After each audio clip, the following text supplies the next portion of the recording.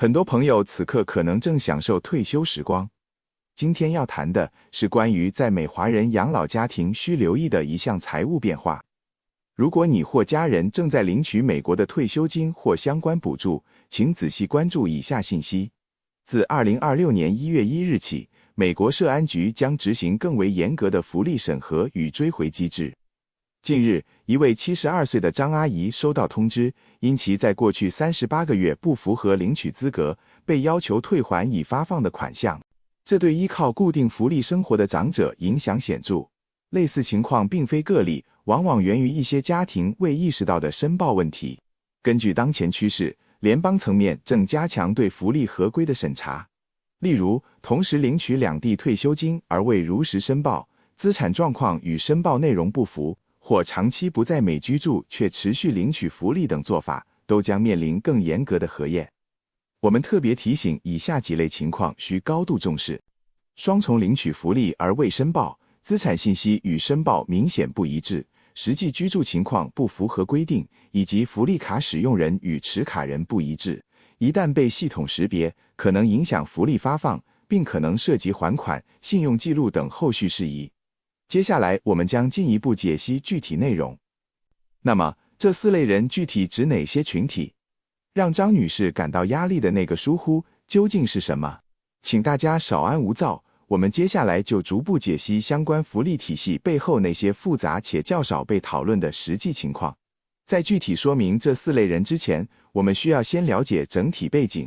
不少朋友感到困惑，我在美国领取福利已经10几年了，一直很顺利，为什么到了2026年情况有了变化？这是否针对特定群体？这里我说句公道话，这不是针对哪个族裔，这是美国国库在打一场生存保卫战。底层逻辑有2个，你必须听明白，明白了才知道风往哪儿刮，雨往哪儿下，大家知道吗？根据最权威的预测，那个给全美退休老人发钱的大池子社安信托基金，预计在2033年左右就要见底了。现在是2026年，离那个破产日只剩7年。这几年通胀大家都有感觉，虽然涨得没那么猛了，但物价已经上去了，导致社安局每年都得按生活成本调高发放金额，钱像水一样流出去。可是收上来的税呢？干活缴税的年轻人比例在下降，收进来的钱根本赶不上发出去的速度。政府怎么办？面对这个大窟窿，无非2条路：开源和节流。开源就是给现在工作的中产阶级、年轻人加税，这哪个政客敢提？选票就不要了。所以最简单、阻力最小的办法就是节流，也就是把那些不该拿钱、多拿了钱的人一个一个揪出来，把发错的钱停掉，追回来。这就是为什么2026年被叫做审计元年。政府不是针对你，政府是为了自救。这才是最让那些抱着侥幸心理的人后背发凉的变化。在过去，美国政府各部门的数据好比一个个信息孤岛，社安局只管发钱，但他不太清楚你银行里具体有多少存款。海关知道你今天出境了，但他不会主动告诉社安局。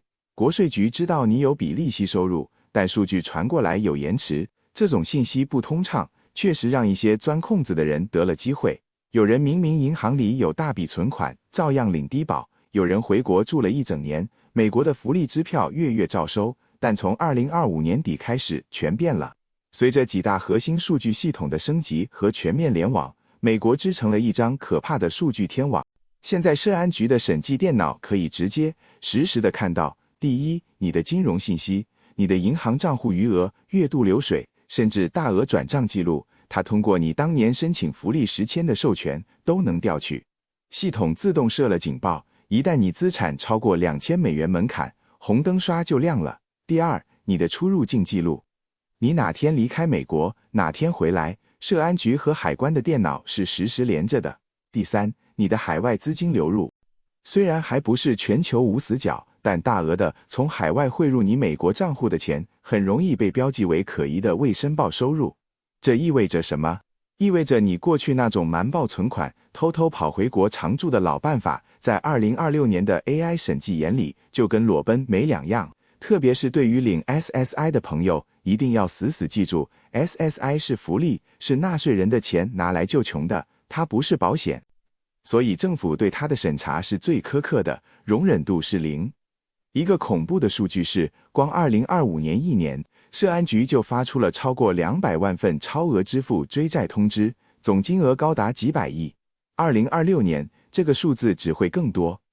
接下来简晨就要开始点名了，请大家一定对照自查，看看自己是不是不知不觉中成了这4类待宰的羔羊。请大家拿好笔记本或者准备好截图，下面全是干货，关系到真金白银。第一类高危人群就是长期离境或者空中飞人，是居住的朋友，这是华人社区里踩雷最多、误解也最深的一个坑。很多长辈，包括子女都这么想，我爸妈拿了绿卡，也在美国交过税，这退休金就是美国该给的。我去哪儿花，在哪儿住是我的自由，我回老家住，生活成本低又舒服，为啥不行？大错特错，这个想法非常危险。这里必须严格分清2个概念，这是本期视频最核心的知识点之一， SSR 退休金和 SSI 补助金。如果你领的是 SSR 退休金，这是你工作积累点数换来的，属于保险。理论上，你确实可以在海外领，但如果你离开美国超过6个月，社安局很可能会暂停发放，因为他们需要你证明你还活着，你得去当地美国使领馆办手续才能恢复。而如果你领的是 SSI 补助金，注意了，这才是重灾区，这笔钱是政府给低收入老人的救济。铁的规定是，只要你离开美国50个州和特区连续超过30天，整整1个日历月，你的 SSI 资格就自动终止。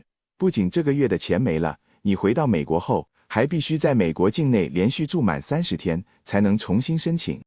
有些聪明的朋友可能想，简晨，我不傻，我每次回亚洲只住29天，然后飞回美国待2天再走，这样不就不超过30天了吗？我告诉你，2026年的系统比你更聪明。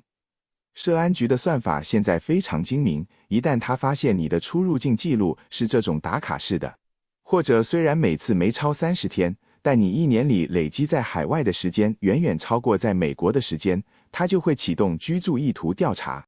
审计员会问你，你的医生在哪儿？你的水电费账单怎么这么少？你的主要朋友、社交圈在哪儿？一旦认定你的主要生活地根本不在美国，那你不仅未来的钱拿不到，过去这段时间领的所有钱都会被认定为福利欺诈，连本带利全得吐出来。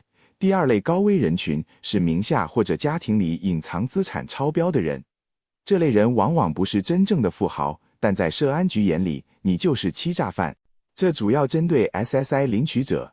大家还记得那个几十年没变的老规定吗？个人名下能动用的资产不能超过2000美元，夫妻2人不能超过3000美元。这2000美元包括什么？包括你手头现金、所有银行存款、买的股票、债券、第2套房子、人寿保险里能取出来的现金值等等，只不包括你自己住的那1套房和1辆车。以前大家怎么干呢？哎呀，我账户里有5000，那我月底前取3000现金藏家里，账户里只留1900，不就不超标了吗？或者我把钱转给我儿子，让他替我存着，现在麻烦大了。社安局新用的那个金融查询系统具备了穿透能力的它能监控异常流水。如果你每个月领900多美元的 SSI， 理论上你是月光族。可如果你的账户每月固定有子女给的2000现金存入，或者月底前总有一笔钱突然转走，好让余额达标， AI 系统立刻就会报警，标记为可疑资产转移。第2，它紧盯海外汇款，这是很多留学生父母容易踩的坑。你在美国这边装穷领补助，但你美国的账户时不时收到海外子女汇来的生活费，在社安局看来，这笔钱不算资产，但它算你的收入。后果就是你的 SSI 补助金会直接被这笔汇款等额扣减。如果收到1000，当月补助就扣1000，可能直接归零，甚至导致资格取消。第3类高危人群是拥有联名账户的福利领取者。这一点，简晨敢说，90%的华人家庭都忽略了，甚至完全不知道。很多老人家疼孩子，或者为了儿女方便帮自己打理财务，会和子女、孙辈去银行开一个联名账户。比如奶奶是领 SSI 的，想着孙子要上学了，我帮他开个户，加上我名字方便，给他存点学费。于是这个联名账户里可能有$10,000。在银行看来，这钱是你们共有的，但在社安局那里，规则非常霸道，只要你是 SSI 领取者，联名账户里的全部余额100%算作你个人的资产。社安局才不管这$10,000实际上是你儿子的工资还是孙子的学费，只要账户名上有你的名字，这$10,000就全是你的。你的资产瞬间从合规变成严重超标，福利会立刻被停掉，最可怕的是追溯。社安局会查这个账户是什么时候开的，如果是3年前开的，那他们会认为你这3年来一直资产超标，这3年发给你的所有福利都属于多领了，必须全部退还。这真是典型的好心办坏事，为了图方便或表达爱心，结果把自己的养老保障彻底断送了。第4类高危人群是隐瞒海外养老金或其他收入的双领者，这类主要针对那些在原居地比如中国也有退休金的老人。在申请美国 SSI 时，表格上有一栏问您是否有其他收入来源。很多老人听信传言或者不良中介的话，美国查不到你中国的退休金，别填，填了就要扣钱，于是就没申报。虽然中美之间还没有完全的税务信息自动交换，但美国政府正在加大打击未申报海外收入的力度。社安局现在用的是交叉验证法。如果你当年申请绿卡或入籍时，为了表现优秀，填过详细的海外工作经历，或者你在美国银行开户时，为了解释资金来源，出示过中国的退休金证明，这些信息现在都在联邦数据库里。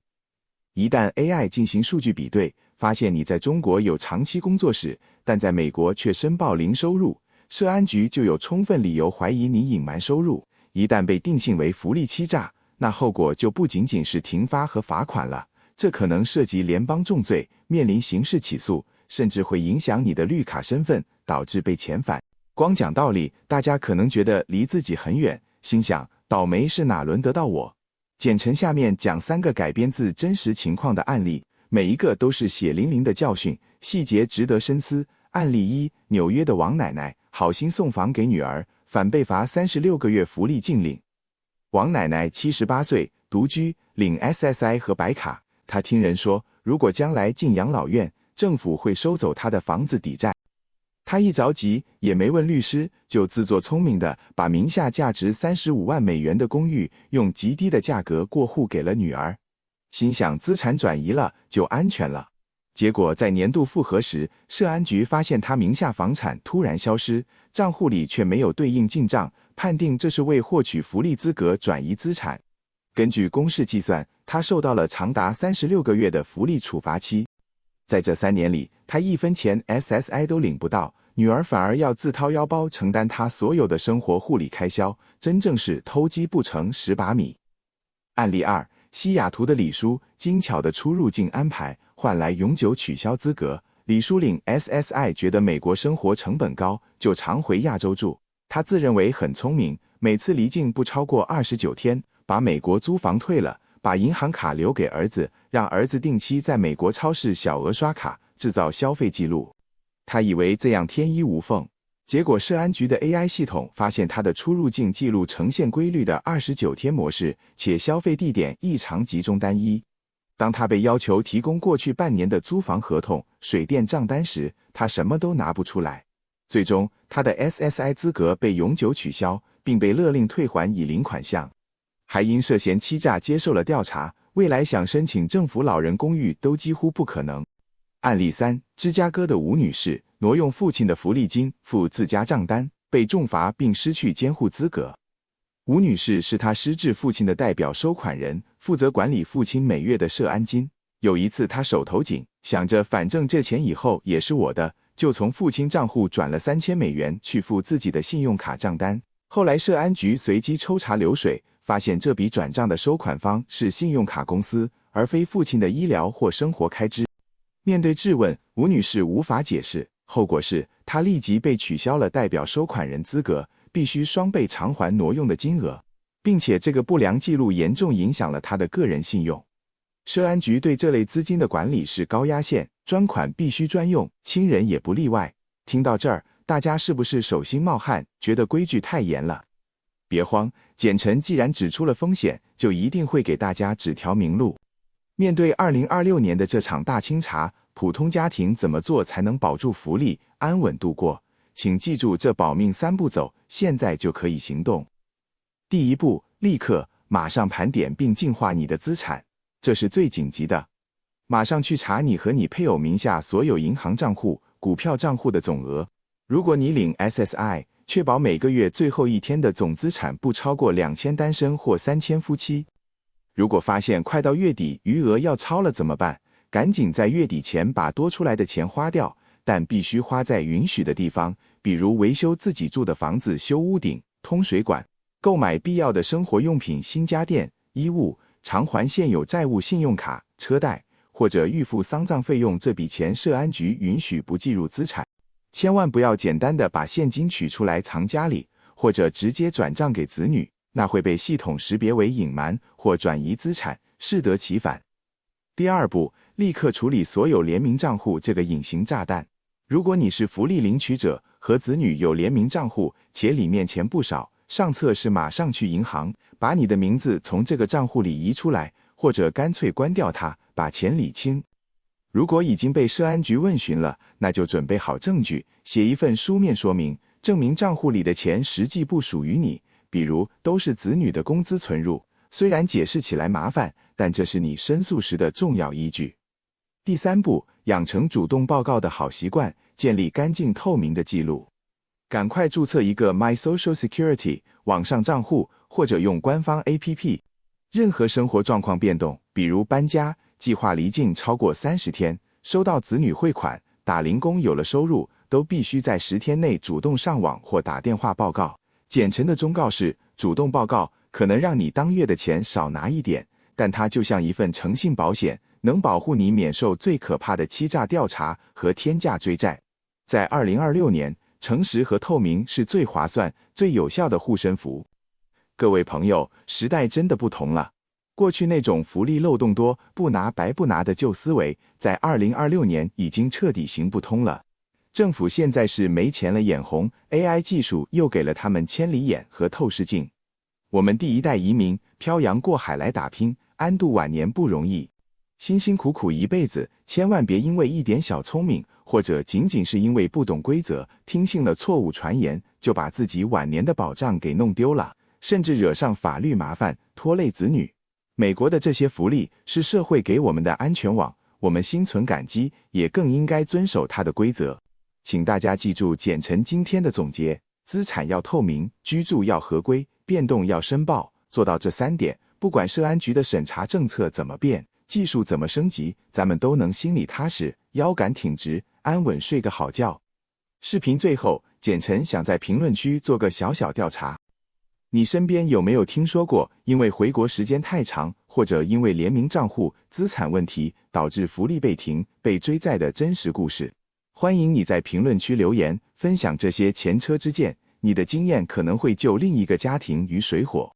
如果你觉得这期视频来得及时，或者你身边有正在领福利的亲友，请你一定要点赞、关注安康百惠，并把视频转发给他们。多一个人看到，就少一个家庭踩进雷区。关注安康百惠，简晨陪你在海外生活走稳每一步。我们下期视频不见不散。